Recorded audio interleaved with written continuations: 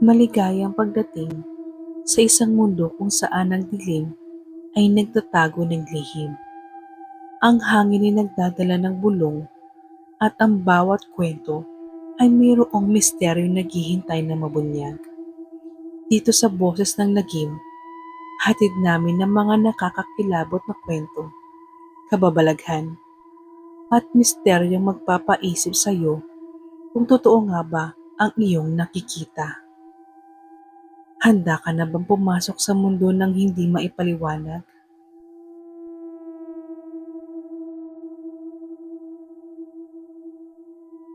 Sabi nila, ang dilim ay wala namang kinalaman sa takot, na ang totoo nating kinatatakutan ay hindi ang kawalan ng liwanag, kundi ang posibilidad na sa gitna ng kadilimang iyon ay hindi tayo nag-iisa. Magandang gabi sa inyong lahat.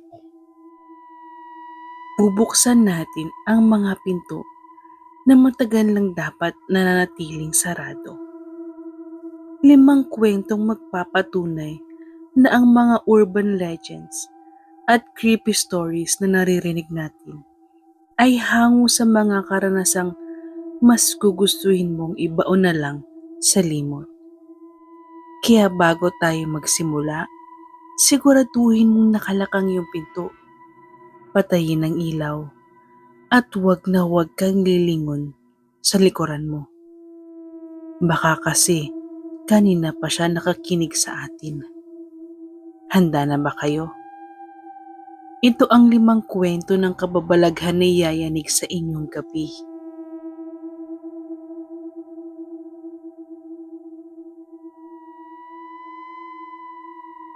Ang anghel sa 3rd floor. Ang general ward. Si Elena ay isang veteran nurse, pero bago pa lang siya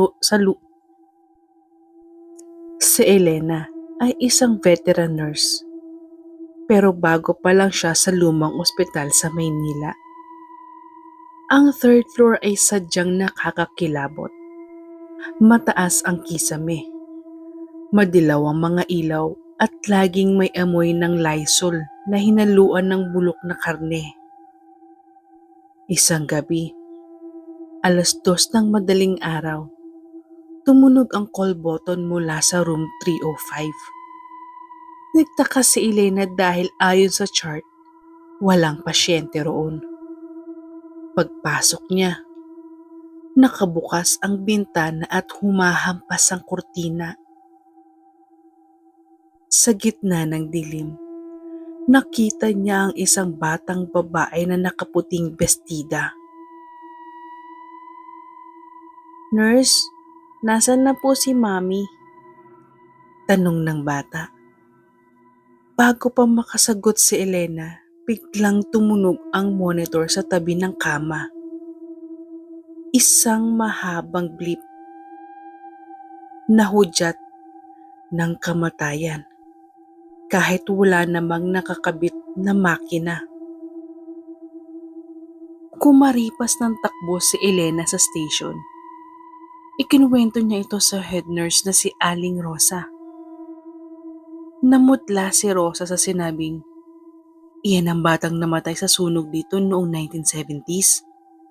Hinahanap niya ang nanay niyang nurse din na hindi siya nagawang iligtas." Maya-maya, namatay ang lahat ng ilaw sa floor. Sa emergency light, nakita ni Elena ang libu-libong maliliit na madidilim na bakas ng paa sa sahig, papunta sa direksyon niya. Sa huling sandali, bago siya mawala ng malay, naramdaman niya ang malamig na kamay ng bata na humawak sa kanyang pisngi at bumulong, "Ikaw na lang ang mami ko."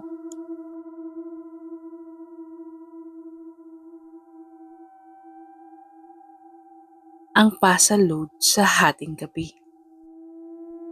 Si Marco ay isang gamer na nabubuhay sa kape at computer. Isang gabi, habang nasa gitna ng clutch, Nag-vibrate ang phone niya. Unknown number. Ang message, pahingi ng loob, gutom na ako. Hindi niya pinansin, pero sunod-sunod ang dating ng text. Kahit 20 lang. Nainis si Marco. Nag-reply siya ng, magtrabaho ka, huwag kang mamamali mo sa text. Doon nagsimula ang kababalaghan. Nakatanggap siya ng voice message. Puro static sa simula, pero sa dulo, may narinig siyang parang tunog ng ngumunguya ng buto. Pagkatapos, isang picture ang dumating. Ang gate nila. Ang caption, salamat sa load, papasok na ako. Imbes na matakot, kumuha si Marco ng baseball bat at tiningnan ng CCTV sa phone niya. Walang tao sa labas, pero ang gate, tahang-tahang bumubukas mag-isa. Tumakbo siya sa pinto at nilak lahat ng trangka. Pero ang sumunod na text ay galing sa loob na ng bahay. Isang picture ng kusina nila. May bukas na refrigerator. Wala kang pagkain dito, Marco, pero mukhang masarap ang nasa taas. Narinig ni Marco ang bibigat na yabag sa hagdan. Hindi ito tunog ng tao. Parang tunog ng hayop na may mahabang kuko. Nagtago siya sa ilalim ng kumot habang umiiyak. Nag-vibrate ulit ang phone niya. Isang video call. Sinagot niya nang hindi sinasadya. Ang nakita niya sa screen ay ang sarili niya, nakahiga sa kama, habang may isang itim na nilalang na nakalawit mula sa kisame. Dahang-dahang ibinababa ang bibig sa leeg niya.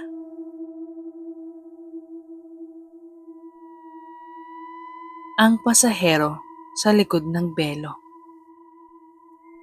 Si Jason ay isang habal-habal driver sa Antipolo. Sanay siya sa dilim, pero iba ang simoy ng hangin noong gabing iyon.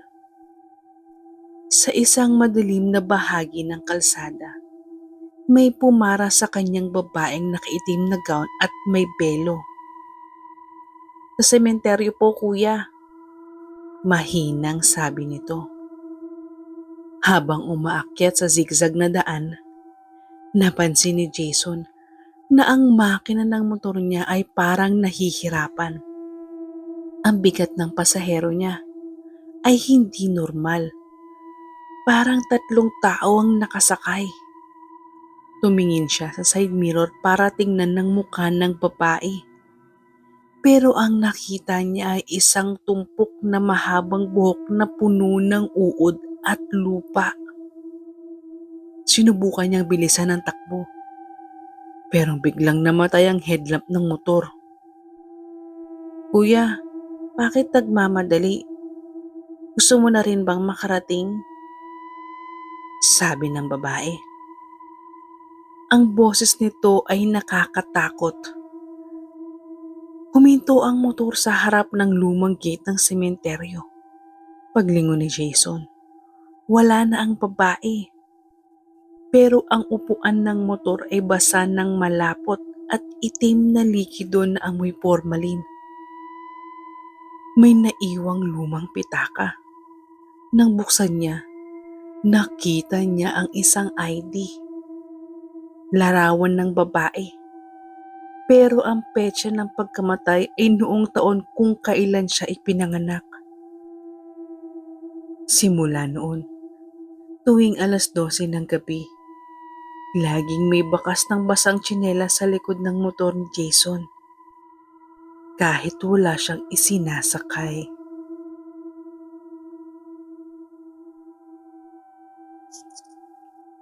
Ang salamin sa ancestral house. Ang magkakaibigang Sam, Kyle at Bea ay nag-rent ng isang Airbnb sa Baguio para sa vlogging content nila. Ang bahay ay pag-aari ng isang yumaong Espanyol. Sa dulo ng pasilyo, may isang pinto na nakapako ang mga kahoy.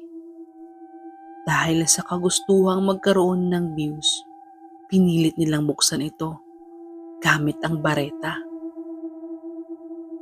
Sa loob, walang kahit anong gamit kundi isang higanting salamin na may gintong frame. Napansin ni Bea na ang refleksyon nila sa salamin ay Napansin ni Bea na ang refleksyon nila sa salamin ay medyo delayed. Kapag kumaway sila, lilingon ang refleksyon nila pagkatapos ng 2 segundo. Pero hindi lang iyon sa refleksyon. May nakatayo sa likod nila na isang matandang lalaki na may putol na dila at tahi ang mga mata.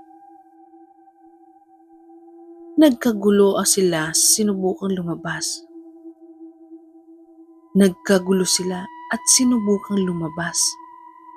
Pero ang pinto ay sinira nila. Nagkagulo sila at sinubukang lumabas. Pero ang pinto ay sinira nila ay biglang naging sementadong pader sa loob ng salamin. Sa totoong mundo, nakakulong sila sa kwarto. Pinanunood nila ang salamin kung paano isa-isang pinapatay na matanda ang kanilang mga refleksyon. Sa bawat saksak sa refleksyon, nararamdaman nila ang sakit sa totoong katawan nila kahit walang sugat. Ang tanging naiwan ay ang kamera ni Bea na nakarecord pa rin kung saan makikita ang 3 bangkay nila na nakahiga. Habang ang kanilang mga refleksyon sa loob ng salamin ay nakatayo at nakangiti na sa kamera.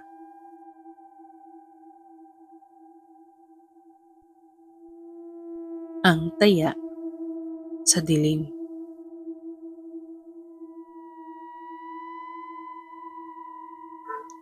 Ang taya sa dilim. Sa probinsya ng Quezon, may isang pamilyang nawalan ng anak dahil sa paglalaro ng tagu-taguan. Paglampas ng alas 6 ng gabi, si Lando, ang nakakatandang kapatid ang taya. 1, 2, 3. Bawat bilang niya ay sinasabayan ng huni ng mga kuliglig na tila nagbababala. Nahanap niya ang lahat pero ang bunso nilang si Totoy ay hindi lumabas. Inabot sila ng madaling araw sa paghahanap sa masukal. Nahanap niya ang lahat pero ang bunso nilang si Totoy ay hindi lumabas. Inabot sila ng madaling araw sa paghahanap sa masukal na gubat sa likod ng bahay. Natagpuan si Totoy sa loob ng isang abandonadong balon.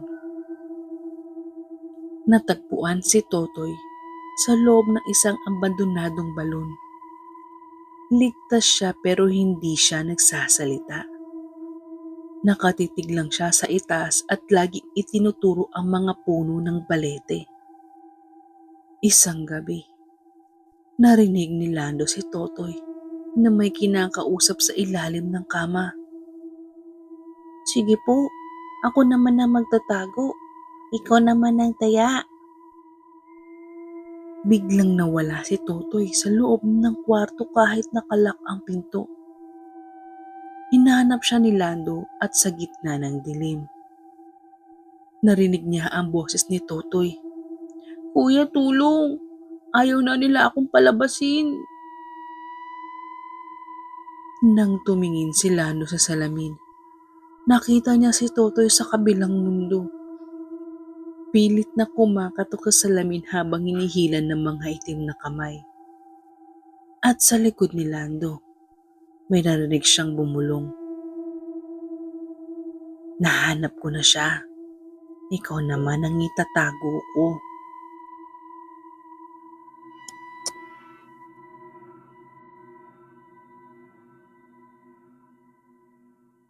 Ang anino. Si Sarah ay isang normal na babae na ang tanging pangarap ay makatulog ng mahimbing pagkatapos ng shift niya. Pero isang gabi, nalaman niyang hindi lang siya ang nakatira sa loob ng kanyang kwarto. Si Sarah ay 24 years old, masipag at bagong lipat sa isang abot-kayang kondo sa Makati. Dahil graveyard shift siya sa isang BPO, ang routine niya ay baliktad. Tulog sa umaga, gising sa gabi. Ang unit niya, ang 408, ay maliit lang pero perpekto para sa kanya. Isang Martes ng umaga, bandang alas 8, kakatapos lang ni Sarah mag-shower. Habang pinapatuyo ang buhok sa harap ng malaking salamin sa banyo, napansin niyang parang may delay sa kanyang refleksyon. Akala niya ay pagod lang siya. Pero nang itaas niya ang kanyang kanang kamay para magsuklay, ang nasa salamin ay nananatiling nakababa ang kamay sa loob ng isang segundo bago sumunod. Kinabahan siya, pero itinulog na lang niya ito. Kinagabihan, bago pumasok sa trabaho, muli siyang humarap sa salamin. Dito, nagsimula ang totoong kilabot. Habang naglalagay siya ng lipstick, ang kanyang refleksyon sa salamin ay biglang ngumiti. Isang malapad at nakakatakot na ngiti na abot hanggang tenga. Pero ang totoong Sarah, seryoso ang muka at nakatitig lang. Sa takot niya, napaatras si Sarah. Pero ang refleksyon niya sa loob ng salamin ay hindi napaatras. Sa halip, lumapit ito sa salamin mula sa loob. Idinikit ang mga palad at nagsimulang kumamot sa glass. Ang tunog, parang kuko na kumakalo sa salamin. Tumakbo si Sarah palabas ng unit at hindi na bumalik ng gabing iyon. Pagkalipas ng ilang araw, kasama ang mga pulis at security ng building, pinasok nila ang Unit 408. Wala silang nakitang tao. Pero nang suriin nila ang salamin sa banyo, nakita nila ang isang bagay na napatahimik sa lahat. Ang mga gasgas ng kuko ay hindi nasa labas ng salamin. Ang mga gasgas ay nasa loob ng glass. At sa ilalim ng lababo, may nakita silang malait na siwang na patungo sa crawl space ng gusali, kung saan may nakitang lumang kumot. Mga litrato ni Sarah na kinuha habang natutulog siya at isang kutsilyo. Hindi ito multo. May taong nakatira sa likod ng pader niya at ginagamit ang two-way mirror para pagmasdan siya. Hindi ako naniniwala sa mga kwento ng matatanda tungkol sa mga engkanto, lamang lupa at maligno. Para sa akin, tatang-isip lang ang lahat ng iyon. Hanggang isang gabi, may nangyari sa akin na nagbago ng lahat. Isang lumang bahay sa probinsya ang tinutuluyan ko noong habang nagbabakasyon ako sa aking lola. Tahimik ang lugar, malayo sa lungsod at napapalibutan ng kakahuyan. Sabi ng mga matatanda, may hindi nakikita na nagbabantay sa lugar na yun. Pero syempre, hindi ko pinansin ang mga sabi-sabi. Ang bahay namin ay matagal lang itinayo at isa itong lumang bahay na may mga kahoy na sahig na malalakas ang tunog tuwing may dumadaan. Sa gabi, laging may kakaibang amoy ng kahoy na parang bagong pintura at kahit walang hangin, may mga kaluskos na naririnig sa mga sulok ng bahay. Isang gabi, habang nagbabasa ako sa aking kwarto, may narinig akong kaluskos sa labas ng bintana. Akala ko'y hayop lang yun, pero nang sumilip ako, may nakita akong anino sa dilim. Matangkad, payat, at tila may mahahabang kamay. Hindi ko maaninag ng gusto ang mukha nito pero ramdam kong nakatingin ito sa akin. Kinabahan ako, kaya isinara ko ang bintana at pinatay ang ilaw. Iniisip na baka guni-guni ko lang ang lahat. Pero hindi pa ako nakakaupo nang may kumalabog sa pintuan ng kwarto ko. Tatlong malalakas na katok. Halos suminto ang tibok ng puso ko. Wala namang ibang tao sa bahay maliban kay Lola at alam kong mahimbing na siyang natutulog sa kabilang kwarto. Dahan-dahan akong lumapit sa pinto at sinilip ko mula sa siwang. Walang tao. Pero nang humakbang ako palayo, biglang bumukas ang pinto ng walang ingay. Dahan-dahan na parang minag-aanyaya sa akin na lumabas. Isinara ko ito agad at isinusi. Nanginginig na ako sa takot. Habang nakaupo ako sa kama ko, naramdaman kong may malamig na hangin sa aking leeg. Hindi ako makahinga ng maayos at pakiramdam ko'y may nagmamasid sa akin mula sa dilim. Hindi ko kayang iangat ang aking katawan. Tila may mabigat na dumapo sa aking dibdib. Dahil sa takot, nagsimula ako magdasal. Humiling na sana ay mawala ang nararamdaman kong presensya. Ngunit bago pa ako matapos, may naramdaman akong malamig na hininga sa batok ko. Mabigat, malalim, at may kasamang bulong. Isang wikang hindi ko maintindihan. Hindi ako makagalaw. Nanginginig ang mga kamay ko habang pilit kong hinahanap ang switch ng ilaw. Nang sa wakas ay nabuksan ko ito, nawala ang presensya sa likod ko. Tumakbo ako palabas ng kwarto, ngunit ang bawat hakbang ko ay parang may humahatak sa akin pabalik sa dilim. Napatingin ako sa salamin sa kanto at doon nakita ko ang mga marka sa aking leeg, parang bakas ng matatalas na kuko. At sa sulok ng kwarto, sa dilim, may dalawang pulang mata na nakatingin sa akin.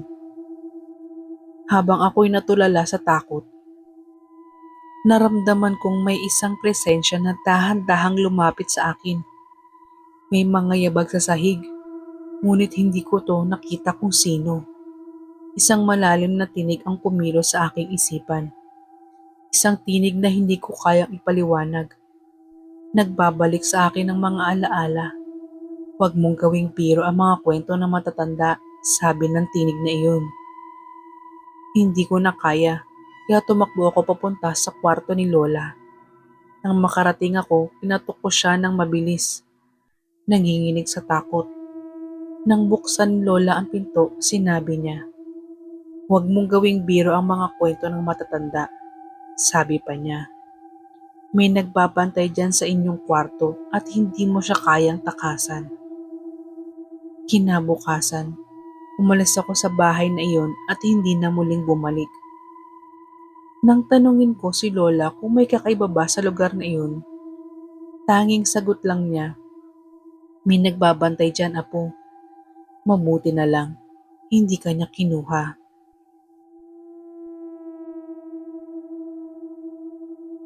Sa isang tahimik na bayan sa probinsya, kilala si Ma'am Selina bilang isang mabait, masipag at magalang sa kanyang mga estudyante. Guro siya sa elementarya at halos lahat ng magulang ay gusto siyang maging advisor ng kanilang anak. Ngunit habang tumatagal, napapansin ng mga tao na may kakaiba na kay Ma'am Selina. Kapag nag-iisa siya sa silid-aralan o faculty room, madalas ay tulala ito. Minsan, tatawa na lang. Pagkatapos ay magsasalita na tila ba may kausap, pero wala namang ibang tao. Ang mga janitor at ilang guro ay nagsasabing nakikita raw siyang nakatayo sa gilid ng bintana, nakatitig sa upuang walang laman, o kaya ay may kinakausap habang hawak ang lumang notebook ng isa niyang dating estudyante, si Tanya. Si Tanya ay 8 taong gulang at nasa ikatlong baitang. Tahimik siya, magalang, matalino, at walang bisyo sa katawan kundi ang magbasa ng libro at sumunod kay ma'am. Kilala siya bilang anak-anakan ng guro. Magkapit-bahay sila ni Ma'am Selina at sabay lagi sa pagpasok at pag-uwi. Ngunit hindi ito ikinutuwa ng kanyang mga kaklase. Aso ni Ma'am, sip-sip, bida-bida. Unti-unting naging sentro ng pangungutya si Tanya. Sa kantin, pinapaligiran siya ng mga bata. Pinapalitan ng kanyang ulam. Sa loob ng classroom, tinutukso siya, pinaparinggan, at minsan ay ninanakawan pa ng gamit. Minsang oras ng klase, ikinulong siya sa CR habang walang tao. Iyak siya ng iyak sa loob pero walang dumarating. Ayaw niyang magsumbong dahil binantaan siya ng mga kaklase. Kapag nagsumbong ka, itatapon namin yung bag mo sa kanal. Lumala ang lahat. Nawalan siya ng gana sa pag-aaral. Ayaw nang pumasok. Pero araw-araw, pilit pa rin siyang inihahatid ni Ma'am Selina papasok sa paaralan. Walang kamalay-malay sa totoong dinaranas ng bata sa loob ng kanyang classroom. Isang araw, isang kaklase ang lumapit kay Tanya. Tanya, pinapatawag ka ni Ma'am. Pumunta ka raw sa bodega. Kunin mo raw ang bagong walis at basahan para sa classroom. Sunod-sunuran si Tanya. Pero pagpasok niya sa bodega, sinundan siya ng ilang kaklase at ikinandado ang pinto mula sa labas. Walang bintana ang silid. Mainit, masikip, madilim, at walang paraan para marinig ang kanyang pag-iyak. Lumipas ang oras. Uwian na. Nagtataka si Ma'am Selina kung bakit hindi dumaan si Tanya. Hinintay niya ito, pero hindi ito dumating. Lumapit siya kay Manong Guard. Manong Guard, napansin mo ba si Tanya? Ang nasabi lang ng gwardya, hindi ma'am, sa dami ba naman ng estudyante nating nag-uuwian? Baka sumabay sa ibang kaklase, bulong niya sa sarili. 8:00 ng gabi, may kumakatok sa bahay ni ma'am, ang mga magulang ni Tanya. Ma'am, wala pa po ba sa inyo si Tanya? Napatayo si ma'am, biglang kinabahan. Wala pa po. Akala ko po ay nakauwi na siya. Inantay ko siya sa classroom pero hindi dumaan. Baka po sumabay sa mga kaklase niya. Pero sa puso niya, may gumagapang na kaba. Alam niyang may mali. Nagmadali siyang bumalik sa paaralan kasama si Manong Guard. Nilibot nila ang buong eskwelahan, mga silid-aralan, CR, hallway, wala. Hanggang sa maalala ni Manong Guard ang bodega. Pagbukas nila ng pinto, sumalubong ang amoy ng alikabok at init. Sa gitna ng sahig, may batang nakahandusay. Si Tanya. Walang malay, pawisan, maputla. Iyak si Ma'am habang buhat-buhat ang katawan ni Tanya. Agad niyang isinugod sa ospital. Pero huli na. Cause of death, suffocation. 6 na oras siyang nakakulong sa loob ng mainit at saradong kwarto. Walang hangin, walang pag-asa. Sa burol, isiniwalat ng ina ni Tanya. Ma'am, ilang araw nang sinasabi ng anak ko na ayaw na niyang pumasok. Sabi niya, ayaw na raw niyang matulog sa classroom.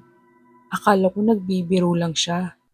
Hindi ko alam binubuli na pala siya. Pinatawag ang mga sangkot na kaklase. Isa-isa silang hiningaan ng salaysay. Habang nagkukwento, nag-iiyakan ang kanilang mga magulang. Hindi nila inakalang ang simpleng tukso at inggit na hihahantong sa ganitong trahedya. Expelled ang mga sangkot. Bilang minor de edad, hindi sila nakasuhan. Ngunit ang mga magulang nila ang sumagot sa lahat sa gastos sa burol at libing. At walang tigil na humihingi ng pasensya sa magulang ni Tanya. Ngunit si Ma'am, iba ang naging epektong ng lahat kay Ma'am Selena. Hindi siya nakatulog ng ilang araw, hindi pumasok, at nang bumalik siya, hindi na siya ang dati. Madalas tulala, minsan tatawa, minsan biglang iiyak habang nakatitig sa upuang dating inuupuan ni Tanya. May isang guro ang dumaan sa kanyang silid isang hapon at narinig itong nagsasalita mag-isa. Tanya, kunin mo nga yung notebook mo sa harap. Pagtingin ng guro sa loob, may nakita itong puting usok sa upuan ni Tanya. Napatakbo ito sa takot. Simula noon, naging usap-usapan na kasama pa rin daw ni Ma'am si Tanya. Sabay silang pumapasok, sabay silang umuuwi, at gabi-gabi sa katahimikan ng faculty room, maririnig mo ang boses ni Ma'am. Tanya, hindi na kita pababayaan ulit. May mga kwento ka bang nakakakilabot o karanasang nakakatakot? Maaari mo kaming i-message sa aming Facebook page o TikTok account. Pwede mo rin kaming i-email. Sana nagustuhan ninyo ang aming kwento. Huwag kalimutang mag-like, mag-subscribe at i-hit ang bell button para laging updated sa aming mga pinakabagong episode. Hanggang sa muli, salamat!